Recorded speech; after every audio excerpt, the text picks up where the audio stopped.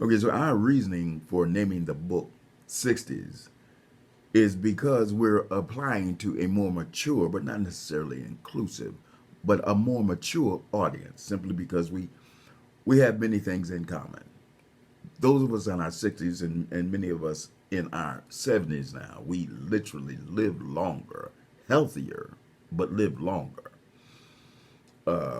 Many of us have things in common, like some of us are retired, many of us have health concerns, and there are still those of us that have financial concerns. So, what does it all mean? We have questions, and the questions kind of line up like, is this all there is? Is there more? And if there's more, more of what? How do I understand or know when God is speaking to me? And what does this all mean? Well, in our book 60s, we're going to attempt to explain the direction that we're taking. This is a journey, literally a journey. And the first step starts with knowing who you are. All right. But before we proceed along those lines, understand what 60 is literally about. It's about science and theology. Science to study on the outside, and theology to study on the inside. In other words, the natural and the supernatural. We're going to give you an excerpt from Wallace Wattles' book, The Science of Getting Rich.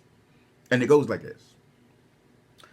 I have said that men get rich by doing things a certain way.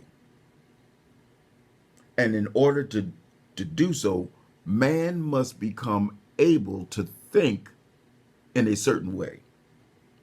Man's way of doing things is a direct result of the way he thinks about things. To do things in the way that you want to do them, you must acquire the ability to think the way you want to think. Now, stick with me here. The first step towards getting rich is to think what you want to think. Let me say that again. To think what you want to think is to think truth, regardless of appearances. All right? Every man, every one of us have the natural inherent ability to think what he wants to think. However, and this is vitally important, however, to think what you want to think